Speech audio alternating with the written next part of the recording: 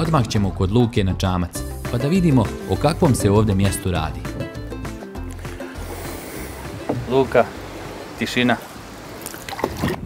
Nadam se da nisam zvučao nepristojno.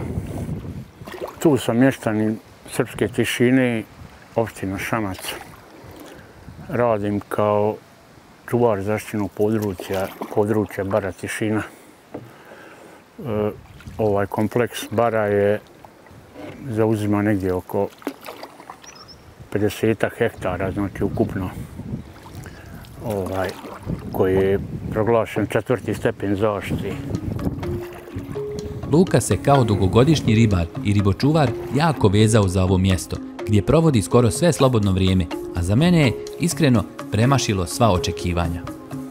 Ja mislim da je spas, ljudski spas je što bliže prirodi priče.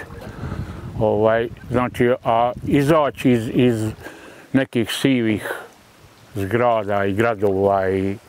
A šta je ono što tebe privlači? Je to ribolov? Pa ribolov manje više, najviše me privlači priroda. Znači, kad kažem priroda,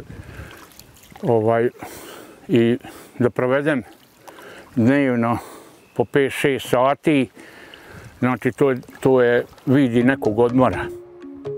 Definitivno ugodna priča u ugodnom okruženju, a na obali me već čeka Jovica, koji će mi sa stručne strane objasniti značaj ovog područja.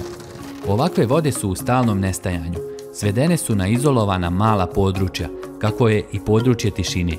Zaštita ovakvih lokacija svodi se na dva osnovna djelovanja, pravno, odnosno administrativno, kako bi se objasnio značaj i napravila legalna zaštita, te aktivnosti koje dolaze nakon toga. Kad je u pitanju aktivna zaštita, taj drugi dio posla, koji je dosta zahtjevniji, dosta dugotrajniji i komplikovaniji, tu se radi o nizu tehničkih, biotehničkih i drugih mjera gdje se pokušava prvo zaustaviti sve te negativne procese koji su prisutni na ovim mjestima, to je zarastanje, ubrzano zarastanje jer nema komunikacije sa površinskim vodama. Posljednjih 8 godina mnogo toga je urađeno na revitalizaciji, ali i promociji ovog mjesta. Prvo što sam uočio prilikom dolaska jeste mnoštvo ptica, samim tim i riba. Ptice su one koje su ovdje prisutne i koje imaju ovdje stanište ili u smislu gnježđenja ili u smislu odmora tokom migracije jesu većinom močvarice, znači ptice koje su vezane za vodena i vlažna staništa. Kad su u pitanju ribe, to su ribe koje se većinom mrijeste i traže, da bi zaokružile svoj životni ciklus, traže mjesta kao što su bare, močvare, starače, rukavci, znači neka, kako mi to kažemo, ujezerena ili zamočvarena voda sa tom karakterističnom močvarnom vegetacijom. Baš tamo gdje ima puno ptica. Pa sve je to povezano i jedno drugo traži, jedno drugo dopunjava. Jedna vrsta ptice posebno privlači pažnju, isključivo zbog svog ponašanja u bliskom kontaktu sa čovjekom. Ovdje od ptica ima jednu od najvećih kolonija u Republici Srpskoj, bjelobrke čigre. To je jedna vrsta ptice slična. To bi Luka rekao da napadaju ljude kad se...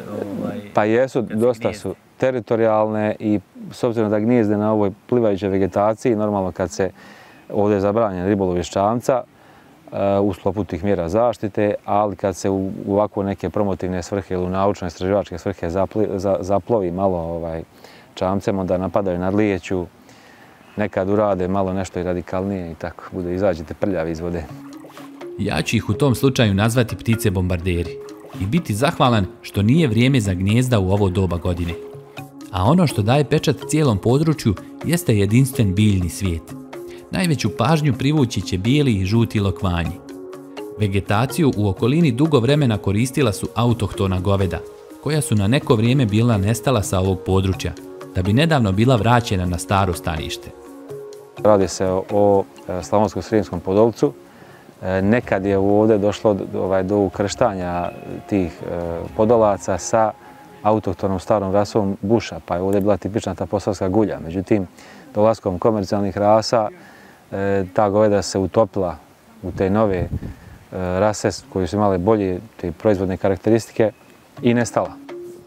U komercijalnom smislu ona se ne mogu takmičiti sa ovim današnjim, ali su definitivno vrijedna pažnje i privlače poglede posjetilaca. Vratit ću se opet na samu baru.